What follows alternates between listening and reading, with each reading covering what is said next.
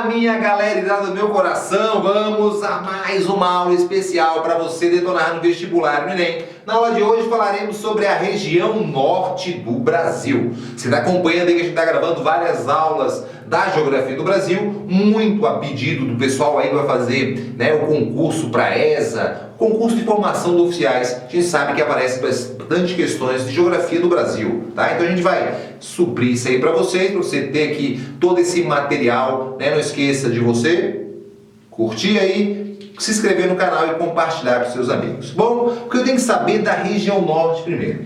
Vou botar algumas informações importantes, tá? São as características gerais para você. Vou começar pela parte humana. Primeiro eu sei que é a maior região do Brasil em extensão, tá? Essa região, ela possui 7 estados.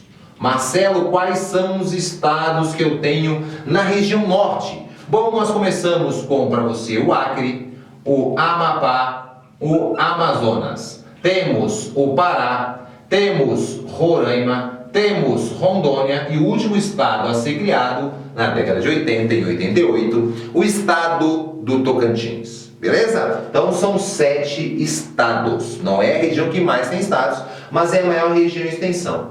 É a maior região em extensão, mas não é a que tem a maior. Pelo contrário, é a região que possui a menor densidade demográfica, que é a divisão do total de habitantes pela área. Então ela tem uma baixa densidade, algumas áreas 1 habitante por quilômetro quadrado, outras dando uma média de 3 a 5 habitantes por quilômetro quadrado, uma baixa densidade demográfica importante.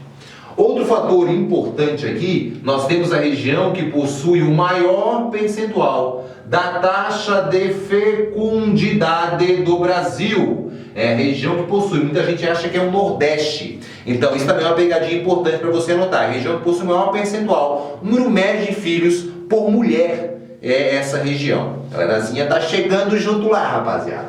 E o outro dado importante é que a economia dessa região ela é baseada no extrativismo. Não quer dizer que é só extrativismo, mas é a economia predominante. Que mais tem? Tá, Marcelo, o que nós temos lá de extrativismo na região? O animal, o vegetal e o mineral. Os 3 fortes na região. Animal, Marcelo? Sim. Nós temos a pesca, né? O estado do Pará figura entre os principais do Brasil. Durante muito tempo, o principal estado pesqueiro do Brasil. Então, nós temos o animal em destaque para o estado do Pará, também o Amapá, também o Amazonas, são estados aí com um bom volume de pesca, alguns deles, como o Amazonas, mais voltado para a pesca do rio e também mais para o consumo local.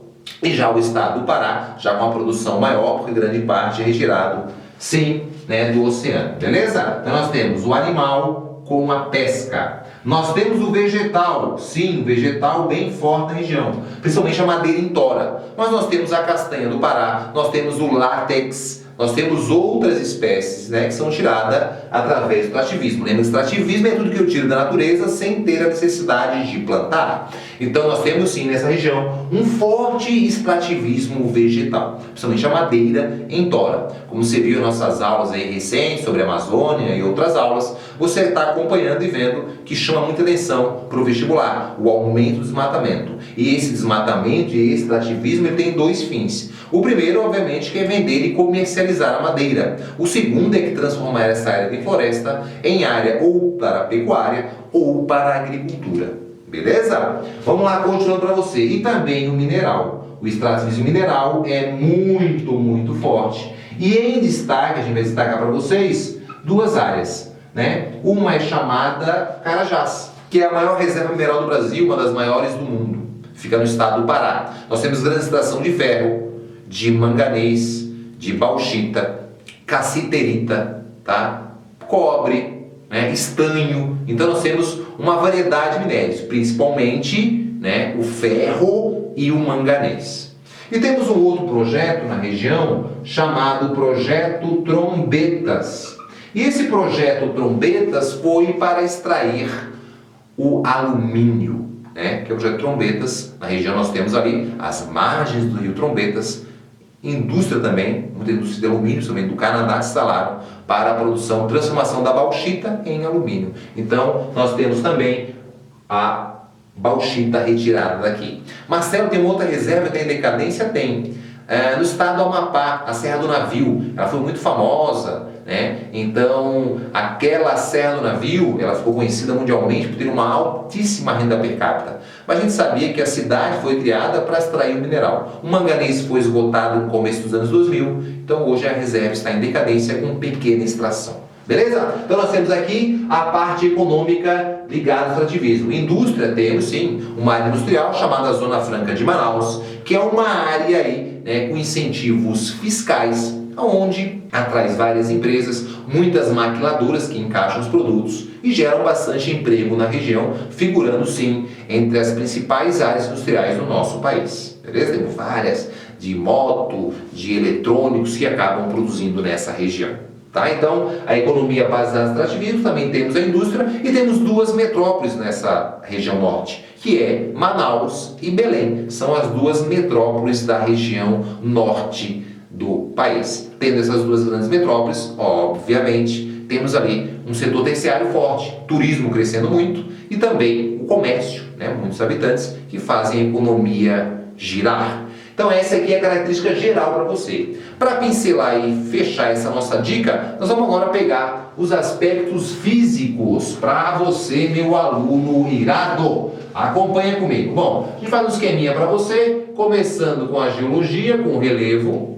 Depois vamos para a parte de clima. Depois vamos para a parte de vegetation. E depois vamos fechar a aula com a parte da hidrografia. Tá? Então aqui a característica física da região norte.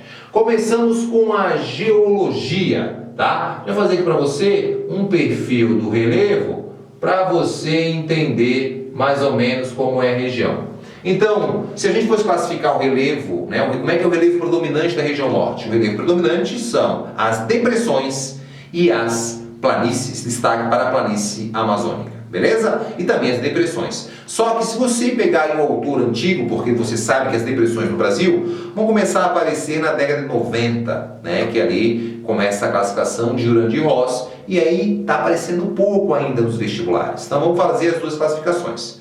Na classificação antiga, o relevo predominante, planícies. E também, fica atento que nós tínhamos um grande bloco de planalto chamado Planalto das Guianas, onde figuram os pontos mais altos do Brasil, que é o Pico da Neblina, o 31 de Março e o Monte Roraima, né? Superiores ali a 2.500 metros, próximo a 3.000 metros de altitude. Isso na classificação antiga. Planície amazônica e o Planalto das Guianas.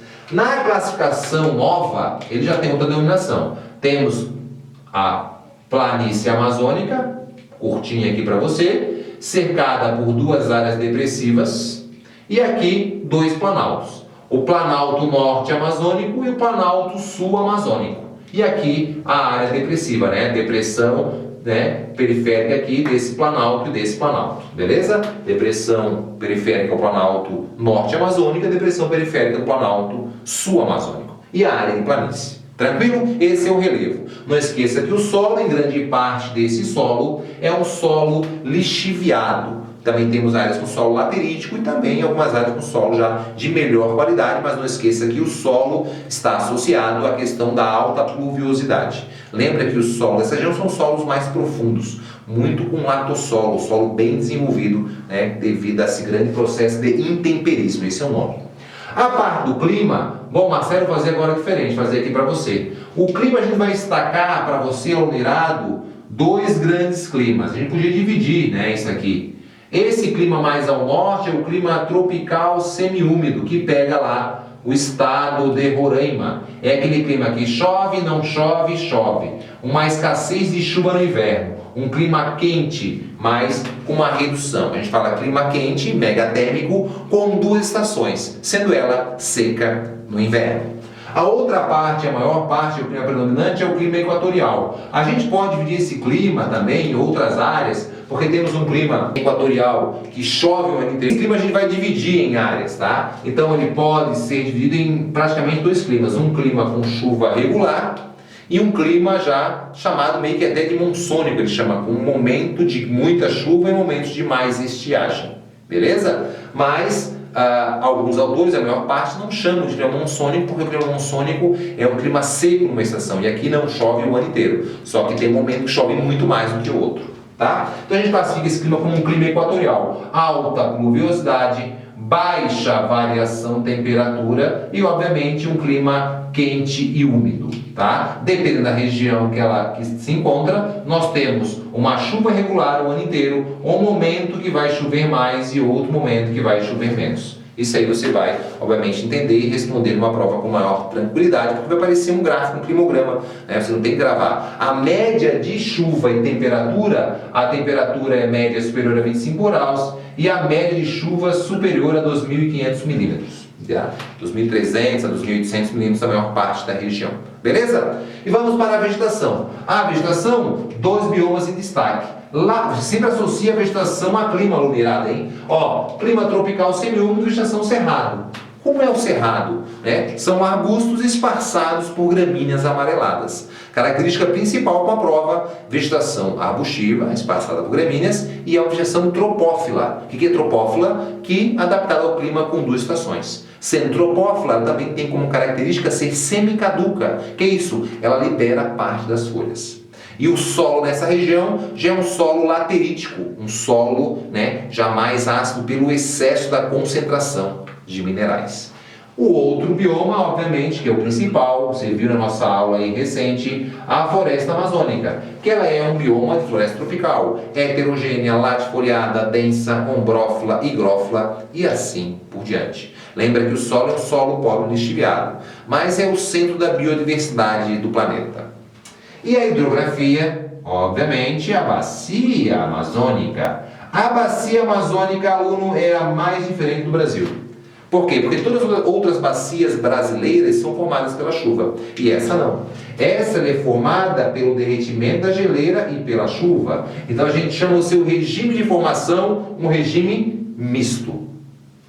Outro detalhe, ela é perene, ela não seca, ela vai para o mar, ela é exorreica, ela é uma bacia, a maior parte de planície, tranquilo? E essa bacia amazônica, tu tem que saber que a foz dela também é mista. Ela tem, do tipo estuário, um braço só, e o tipo delta. Então ela tem as 2 formas de foz, sendo assim uma foz mista. Marcelo, só isso? Não. Para fechar. Para fechar, a unidade, falar para vocês algumas observações envolvendo a hidrografia. Bom, tu sabe que aqui eu tenho o maior potencial e aproveitamento de navegação do Brasil.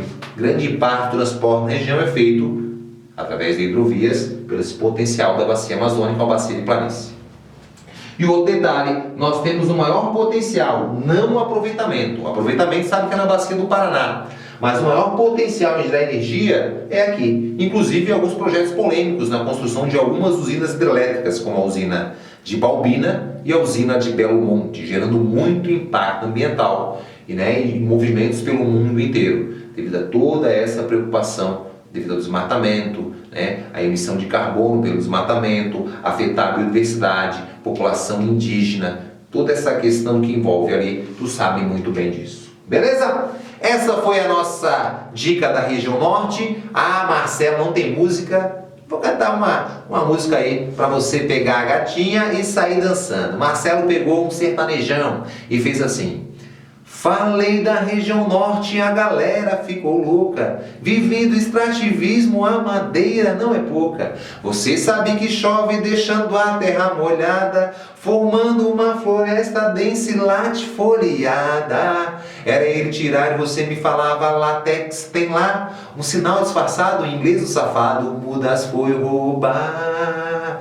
Explicando essa parte da música para você, né, aluno? Galera, a região era muito rica em látex. Os ingleses roubaram as mudas e levaram lá para o sudeste asiático. Hoje aquela região é a que mais produz látex, sendo que não era uma árvore típica de lá, e sim da floresta amazônica.